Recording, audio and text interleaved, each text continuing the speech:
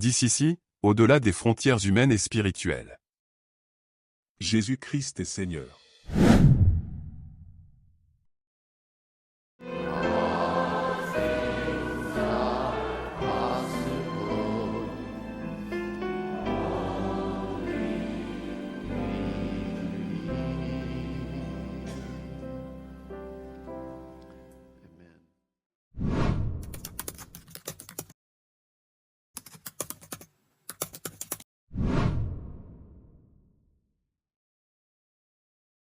Gloire à Dieu, shalom bien-aimé dans le Seigneur, que la paix de notre Seigneur Jésus-Christ soit ton partage.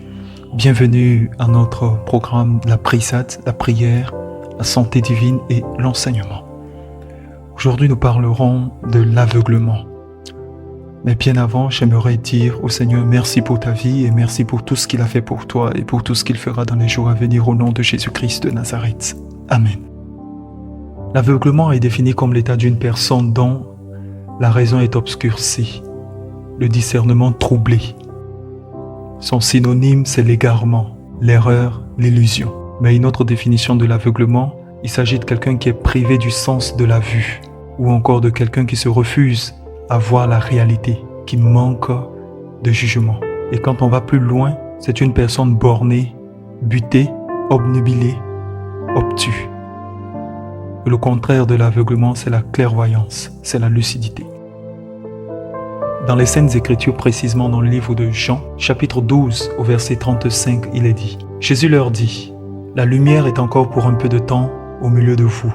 Marchez pendant que vous avez la lumière, afin que les ténèbres ne vous surprennent point. Celui qui marche dans les ténèbres ne sait où il va. Pendant que vous avez la lumière, croyez en la lumière, afin que vous soyez des enfants de lumière. » Jésus dit ces choses, puis il s'en alla et se cacha loin d'eux. Malgré tant de miracles qu'il avait faits en leur présence, ils ne croyaient pas en lui, afin que s'accomplisse la parole qu'Ésaïe le prophète a prononcée. « Seigneur, qui a cru à notre prédication et à qui le bras du Seigneur a-t-il été révélé? Aussi ne pouvaient-ils croire parce qu'Ésaïe a dit encore, il a aveuglé leurs yeux et il a endurci leur cœur, de peur qu'ils ne voient des yeux, qu'ils ne comprennent du cœur, qu'ils ne se convertissent et que je ne les guérisse. » Ésaïe dit ces choses lorsqu'il vit sa gloire et qu'il parla de lui. Cependant, même parmi les chefs, plusieurs crurent en lui, mais à cause des pharisiens, il n'en faisait pas l'aveu, dans la crainte d'être exclus de la synagogue, car ils aimèrent la gloire des hommes plus que la gloire de Dieu. Amen. Dans ce texte, tu vas tout simplement comprendre que le Seigneur Jésus-Christ est celui qui est cette lumière. Il déclare un peu plus loin, « Je suis la lumière du monde. Celui qui me suit ne marchera pas dans les ténèbres, mais il aura la vie. » L'aveuglement se manifeste à deux niveaux. Dans le volet spirituel, c'est-à-dire dans le domaine de l'esprit, par un manque de discernement, et dans le domaine physique, c'est-à-dire dans le corps, par la perte de la vue. Et dans le domaine spirituel, il ne peut pas seulement s'agir du manque de discernement, mais aussi de la sagesse, d'une réflexion poussée. Il n'y a pas de solution à ce type de situation. La solution, elle est très simple, c'est la guérison. Et cette guérison, justement, vient par le soutien spirituel, tout comme physique. Ce que je veux dire par là, c'est que lorsqu'une personne est aveugle physiquement, elle a besoin d'une autre personne pour la conduire, même si c'est son bâton. Mais elle a besoin d'un appui. Il en est de même pour une personne qui est aveugle spirituellement. Elle a besoin de quelqu'un qui est éclairé, qui a la sagesse de Dieu, l'intelligence des Écritures, la révélation de la parole de Dieu, afin de permettre à cette personne de retrouver le droit chemin. Malheureusement, beaucoup de personnes pensent qu'elles voient, mais en fait, elles sont aveugles. Ce que je veux dire par là, c'est qu'elles sont ignorantes. Je suis d'abord dans l'aspect de l'aveuglement spirituel. C'est ainsi que vous verrez que beaucoup de personnes vont dans les églises, dans les communautés, appartiennent à une communauté, mais leur vie n'est réellement pas transformée par le Seigneur Jésus. D'où cette parole que le Seigneur a dite, « La lumière est encore pour un peu de temps au milieu de vous. Marchez pendant que vous avez la lumière, afin que les ténèbres ne vous surprennent point. Celui qui marche dans les ténèbres ne sait où il va. » Il parlait de lui-même. C'est pourquoi il dit qu'il est la lumière du monde. Alors, bien de personnes prétendent avoir accepté Jésus-Christ dans leur vie, selon la formule générale comme Seigneur et Sauveur personnel, mais j'ai pour habitude de rappeler que plusieurs l'ont accepté peut-être comme sauveur, mais pas comme Seigneur. Parce que l'accepter comme sauveur, c'est reconnaître qu'il est mort sur la croix pour toi, qu'il a payé le prix, et ainsi de suite, tes péchés te sont pardonnés et tout ce qui accompagne cette beauté du sacrifice qu'il a fait. Mais l'accepter comme Seigneur, là, ça devient plus compliqué. C'est à cet effet qu'il a dit « Pourquoi m'appelez-vous Seigneur, Seigneur, et ne faites-vous pas ce que je vous dis ?» Par voie de conséquence, Jésus-Christ ne peut être que ton Seigneur uniquement que lorsque tu obéis à ses voies, à ses commandements. C'est pourquoi il a dit à la fin, plusieurs viendront et diront, Seigneur, n'avons-nous peur? Fais ceci en ton nom, guéris les malades, je paraphrase, ainsi de suite. Il dira, éloignez-vous de moi, ouvriers d'iniquité, car je ne vous ai jamais connu. La question est donc de savoir combien de personnes dans nos communautés qui portent le nom de chrétiens sont aveugles spirituellement. En d'autres termes, qui n'arrivent même pas à discerner la saison dans laquelle ces personnes vivent. Voyez-vous, le monde et cette vie est faite de saisons. Et il faut avoir la sagesse des fils d'Isaacar pour discerner les temps et les saisons. De la même manière qu'il y a 24 heures décomposées en 12 heures de la journée et 12 heures de la nuit, selon le fuseau horaire, de cette même manière, de façon générale, tu dois reconnaître que la nuit existe, le jour également existe. Et les saisons du froid, de la chaleur, du printemps, de l'hiver, de l'été, de l'automne, toutes ces saisons existent. C'est de cette même manière que tu dois savoir et comprendre que dans ta vie, il y a des saisons. Ecclésiaste chapitre 3 l'explique très clairement, il y a un temps pour toutes choses sous le soleil. Mais qu'est-ce qui fait que lorsque nous arrivons dans une nouvelle saison de notre vie, nous n'arrivons pas à discerner la saison? Justement, c'est l'aveuglement. Allons plus loin et voyons certains cas. Avant de t'expliquer que il est très important pour toi d'avoir un soutien spirituel pour avancer, nous sommes dans l'Ancien Testament. Dans le livre de Genèse chapitre 27, à partir du verset 1er, il est écrit « Isaac devenait vieux et ses yeux s'étaient affaiblis au point qu'il ne voyait plus. Alors il appela Ésaü, son fils aîné, et lui dit « Mon fils » et il lui répondit « Me voici. » Isaac dit « Voici donc je suis vieux, je ne connais pas le jour de ma mort. » Alors ici nous constatons l'aveuglement physique dû au souci de l'âge. Mais il n'y a pas seulement que l'âge, il y a également la circonstance de la maladie. Au moins ici c'est un cas de vieillesse, mais pour certaines personnes ce sont les circonstances de la vie ou bien les circonstances des accidents. Je prends un autre texte dans le livre de 2 Rois, chapitre 6. À partir du verset 8, il est écrit « Le roi de Syrie était en guerre avec Israël et dans un conseil qu'il tint avec ses serviteurs, il dit « Mon camp sera dans un tel lieu. » Mais l'homme de Dieu fit dire au roi d'Israël « Garde-toi de passer dans ce lieu, car les Syriens y descendent. » Et le roi d'Israël envoya des gens pour s'y tenir en observation, vers le lieu que lui avait mentionné et signalé l'homme de Dieu. Cela arriva non pas une fois, ni 2 fois. Le roi de Syrie en eut le cœur agité. Il appela ses serviteurs et leur dit « Ne voulez-vous pas me déclarer lequel de nous est pour le roi d'Israël ?» L'un de ses serviteurs répondit « Personne, ô roi, mon Seigneur. » Mais Élisée le prophète qui est en Israël rapporte au roi d'Israël les paroles que tu prononces dans ta chambre à coucher. Et le roi dit « Allez et voyez où il est, et je le ferai prendre. » On vient lui dire « Voici, il est à Dothan. » Il y envoya des chevaux, des chars et une forte troupe qui arrivèrent de nuit et qui enveloppèrent la ville. Le serviteur de l'homme de Dieu se leva de bon matin et sortit. Et voici une troupe entourait la ville avec des chevaux et des chars.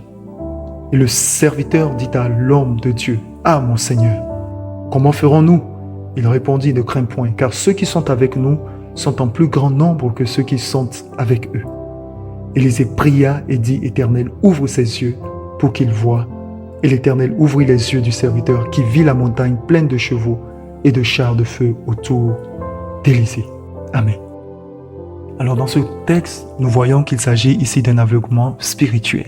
Je passe le texte au commentaire, mais pour simplement attirer ton attention sur les 2 cas de figure de l'aveuglement physique et l'aveuglement spirituel. J'irai plus loin en prenant 2 autres cas avant de conclure. Dans le livre de Jean chapitre 9, le verset 1er, la Bible déclare « Jésus vit en passant un homme aveugle de naissance. Ses disciples lui firent cette question, « Rabbi, qui a péché, cet homme ou ses parents, pour qu'il soit né aveugle ?» Jésus répondit, « Ce n'est pas que lui ou ses parents aient péché, mais c'est afin que les œuvres de Dieu soient manifestées en lui. » Amen. Très bien, nous voyons dans ce cas une personne qui est aveugle de naissance. Voyez-vous, tous ces contextes que nous sommes en train de voir sont en train de parler de l'aveuglement. Mais je voudrais que tu retiennes que derrière chaque forme d'aveuglement se cache une seule chose, la malédiction. Parce que l'aveuglement, nous aurons le temps de le voir plus tard, est une forme de malédiction. C'est pourquoi il te faudrait beaucoup prier pour que Dieu ouvre tes yeux et que tu comprennes ce qui se passe autour de toi. Quelle que soit la forme de l'aveuglement, qu'elle soit physique ou spirituelle, dans tous les cas, l'aveuglement est une malédiction.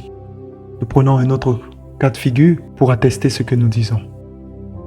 Dans le livre des Actes des Apôtres, au chapitre 9, le verset 1er, il est dit « Cependant, Saul, respirant encore la menace et le meurtre contre les disciples du Seigneur, se rendit chez le souverain sacrificateur et lui demanda des lettres pour les synagogues de Damas, afin que s'il trouvait des partisans de la nouvelle doctrine, hommes ou femmes, il les menât liés à Jérusalem. Comme il était en chemin et qu'il approchait de Damas, tout à coup, une lumière venant du ciel resplendit autour de lui. Il tomba par terre et il entendit une voix qui lui disait « Saul, Saul, pourquoi me persécutes-tu » Il répondit « Qui es-tu, Seigneur » Et le Seigneur dit « Je suis Jésus que tu persécutes. Il te serait dur de regimber contre les aiguillons. » Tremblant et saisi d'effroi, il dit « Seigneur, que veux-tu que je fasse ?» Et le Seigneur lui dit « Lève-toi, entre dans la ville et on te dira ce que tu dois faire. » Les hommes qui l'accompagnaient demeurèrent stupéfaits. Ils entendaient bien la voix, mais ils ne voyaient personne. Saul se releva de terre et quoique ses yeux fussent ouverts, il ne voyait rien. On le prit par la main et on le conduisit à Damas. Il resta 3 jours sans voir et il ne mangea ni ne but. Or, il y avait à Damas un disciple nommé Ananias. Le Seigneur lui dit dans une vision, « Ananias » Il répondit, « Me voici, Seigneur. » Le Seigneur lui dit, « Lève-toi, va dans la rue qu'on appelle la droite et cherche dans la maison de Judas un nommé Saul de Tarse. Car il prie et il a vu en vision un homme du nom d'Ananias qui entrait et qui lui imposait les mains afin qu'il recouvrât la vue. » Ananias répondit, « Seigneur, j'ai appris de plusieurs personnes tous les maux que cet homme a fait à tes saints dans Jérusalem. Et il a ici des pouvoirs de la part des principaux sacrificateurs pour lier tous ceux qui invoquent ton nom. » Mais le Seigneur lui dit, « Va, car cet homme est un instrument que j'ai choisi pour porter mon nom devant les nations, devant les rois et devant les fils d'Israël. Et je lui montrerai tout ce qu'il doit souffrir pour mon nom. » Ananias sortit, et lorsqu'il fut arrivé dans la maison, il imposa les mains à Saul en disant, « Saul, mon frère, le Seigneur Jésus, qui t'est apparu sur le chemin par lequel tu venais m'envoyer pour que tu recouvres la vue et que tu sois rempli du Saint-Esprit. » Au même instant, il tomba de ses yeux comme des écailles et il recouvra la vue. Il se leva et fut baptisé. Amen. Ce cas typique est celui de Paul. Le texte parle de lui-même, mais tu peux comprendre et constater que l'aveuglement n'est pas une bonne chose. Que cela ne soit pas ton cas au nom de Jésus-Christ de Nazareth. Mais cependant, elle peut précéder une gloire lorsque c'est un aveuglement voulu par Dieu dans le but de t'éclairer. Je disais tantôt que l'aveuglement est une forme de malédiction. C'est vrai et c'est juste. Parce que celui qui ne voit pas ne sait pas ce qu'il fait. Il ne sait pas où il va. Et il est dans la perdition. Si c'était une bénédiction, nous serons tous aveugles sur la terre. Mais Dieu nous créant à son image et selon sa ressemblance, vu que lui-même n'est ni aveugle ni borgne, il nous a donné des yeux ouverts. Je déclare au nom de Jésus que tes yeux spirituels et physiques s'ouvrent afin que par la puissance du Saint-Esprit, tu sois éclairé, illuminé de la pensée et de la présence de Dieu. Prenons un autre cas dans le livre de Luc chapitre 24 à partir du verset 30. La Bible déclare « Pendant qu'il était à table avec eux, il prit le pain et après avoir rendu grâce, il le rompit et le leur donna. Alors leurs yeux s'ouvrirent et ils le reconnurent, mais il disparut de devant eux. » Nous sommes dans le cas des disciples qui étaient sur le chemin d'Emmaüs. Dans leur cas précisément, c'est lorsque le Seigneur leur a donné le pain que leurs yeux se sont ouverts. Et ils ont reconnu qu'ils étaient avec le Seigneur. Entre-temps, pendant tout le long du chemin, tu pourras lire le texte un peu plus haut, ils n'avaient pas reconnu la présence du Seigneur. Cela signifie tout simplement qu'ils étaient physiquement présents. Ils voyaient des yeux physiques, mais ils n'arrivaient pas à discerner. La preuve était qu'un peu plus bas, il est écrit au verset 45, « Alors il leur ouvrit l'esprit, afin qu'ils comprissent les Écritures. » Cela sous-entend tout simplement que les frères qui marchaient avec Jésus n'avaient ni la révélation ni l'intelligence, à plus forte raison le discernement. Bien-aimé, il est très important que ton esprit soit ouvert. C'est ce que je te disais au départ. L'aveuglement spirituel est dangereux. C'est véritablement dangereux. Dans un domaine de ta vie dans lequel tu es ignorant, le diable siège avec son équipe de démons. Sois-en délivré au nom puissant de Jésus-Christ de Nazareth et que la révélation te soit pleinement accordée dans tous les domaines de ta vie. En conclusion, je te dirai ceci. Je te lis les Saintes Écritures dans le livre d'Éphésiens chapitre 1er au verset 15. Il est dit, c'est pourquoi moi aussi ayant entendu parler de votre foi au Seigneur Jésus et de votre charité pour tous les saints, je ne cesse de rendre grâce pour vous, faisant mention de vous dans mes prières, afin que le Dieu de notre Seigneur Jésus-Christ, le Père de gloire, vous donne un esprit de sagesse et de révélation dans sa connaissance, et qu'il illumine les yeux de votre cœur pour que vous sachiez quelle est l'espérance qui s'attache à son appel, quelle est la richesse de la gloire de son héritage qu'il réserve aux saints, et quelle est envers nous qui croyons l'infinie grandeur de sa puissance se manifestant avec efficacité par la vertu de sa force. Amen. Je déclare au nom de Jésus-Christ que l'Éternel t'ouvre les yeux, qu'il illumine les yeux de ton cœur. Et le seul remède, comme je l'ai dit tantôt en ce qui concerne l'aveuglement, c'est la révélation. Ta parole est une lampe à mes pieds et une lumière sur mes sentiers, disent les Saintes Écritures. Que Dieu t'accorde la révélation dans tous les domaines de ta vie. Et je déclare par ce principe de prière, au nom de Jésus-Christ de Nazareth, le Fils de Dieu, mort, ressuscité, assis sur le trône et qui revient bientôt. Si dans un domaine quelconque de ta vie, tu étais aveugle, que cela soit physiquement ou spirituellement, que tes yeux s'ouvrent maintenant au nom de Jésus. Dans Romains chapitre 8, le verset 11, il est dit, « Si l'esprit de celui qui a ressuscité Jésus-Christ d'entre les morts habite en vous, il donnera alors la vie à vos corps mortels. Que la révélation te soit accordée. Car quand il n'y a pas de révélation, le peuple est sans frein. Je prie le Dieu du ciel, le Dieu créateur des cieux et la terre, notre Père et notre Dieu à travers Jésus-Christ, qu'il t'ouvre les yeux dans tous les domaines de ta vie, professionnel, financier, dans le foyer, dans la famille, dans le ministère, dans les projets, dans toutes les sphères, là où tu manquais de sagesse, d'intelligence, de discernement, de révélation, que cela te soit pleinement accordé au nom de Jésus, afin que tu marches dans la révélation, tu marches dans la vérité, tu marches dans la puissance et que tu marches dans la domination. Car partout où tu manques de révélation, tu es esclave. Mais je te déclare libre parce que la Bible déclare que si le Fils vous affranchit, vous serez réellement libre. Reçois ton affranchissement au nom de Jésus-Christ de Nazareth. Sois affranchi de toute forme d'aveuglement spirituel et physique, tandis que tu reçois ta guérison par la puissance agissante du Saint-Esprit. Amen et Amen.